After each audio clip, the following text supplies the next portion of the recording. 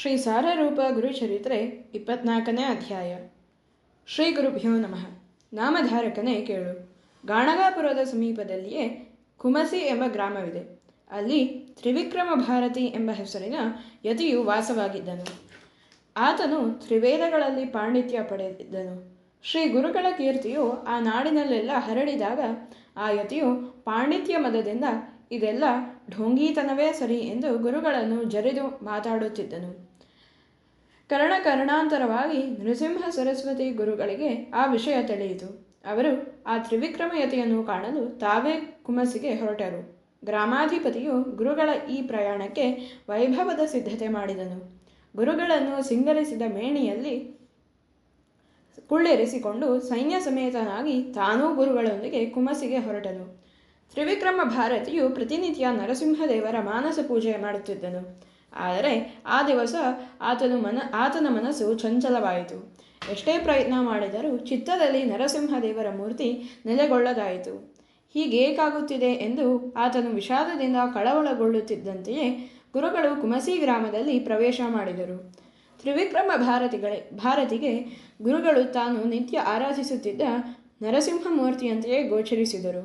ಆತನು ಭಕ್ತಿ ಪುಲಕಿತನಾಗಿ ಓಡಿ ಬಂದು ಗುರುಗಳಿಗೆ ಸಾಷ್ಟಾಂಗ ನಮಸ್ಕಾರ ಮಾಡಿದನು.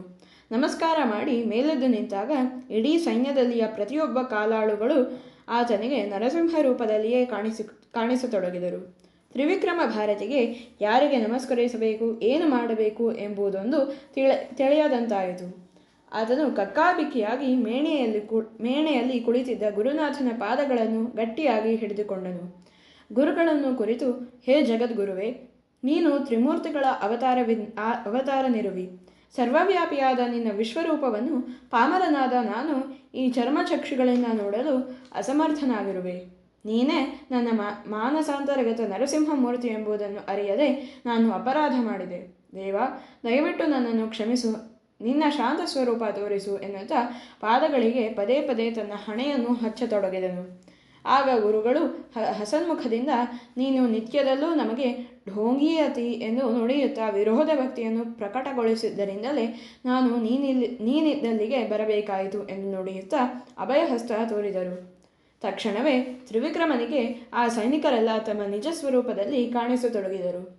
ತ್ರಿವಿಕ್ರಮ ಭಾರತಿಯು ಗುರುಗಳನ್ನು ಕೊಂಡಾಡುತ್ತಾ, ದೇವ, ಇಂದಿಗೆ ನಿನ್ನ ದರ್ಶನದಿಂದ ನನ್ನ ಜೀವನ ಪಾವನವಾಯಿತು. ಯತಿಯಾದ ನಾನು ವಿದ್ಯಾಮದದಿಂದ ನಿನ್ನನ್ನು ನಿಂದಿಸಿದೆ. ಆದರೂ ಭಕ್ತವತ್ಸಲನಾದ ನೀನು ಅದನ್ನು ಗಣನೆಗೆ ತಾರದೆ ನನಗೆ ಜ್ಯೋತಿಸ್ವರೂಪನಾಗಿ ದರ್ಶನ ಕೊಟ್ಟು ಸಂಕುಚಿತ ಭಾವನೆ ಎಂಬ ನನ್ನ ಅಜ್ಞಾನದ ಕತ್ತಲು ಕಳೆದು ಉದ್ಧಾರ ಮಾಡಿದೆ. ಶ್ರೀಕೃಷ್ಣನು ಅರ್ಜುನನಿಗೆ ವಿಶ್ವರೂಪ ತೋರಿದಂತೆ ಇಂದು ನೀ ನನಗೆ ನಿನ್ನ ವಿಶ್ವರೂಪ ತೋರಿಸಿದಿ. ನಾನಿಂದು ಪುನೀತನಾದೆ ಎಂದು ಪರಿಪರಿಯಾಗಿ ಸ್ತುತಿಸಿದನು. ಗುರುಗಳು ಆತನ ಸ್ತೋತ್ರದಿಂದ ಸಂಪ್ರೀತರಾಗಿ, ತ್ರಿವಿಕ್ರಮ, ನಿನಗಿನ್ನೂ ಶಾಶ್ವತವಾದ ಸದ್ಗತಿಯು ದೊರೆಯುವುದು, ಯಾವುದಕ್ಕೂ ಚಿಂತಿಸಬೇಡ ಎಂದು ಅಭಯವಚನ ನೀಡಿದರೆಂಬಲ್ಲಿಗೆ ಸಾರರೂಪ ಶ್ರೀ ಗುರುಚರಿತ್ರೆಯ 24ನೇ ಅಧ್ಯಾಯವು ಮುಕ್ತಾಯವಾಯಿತು.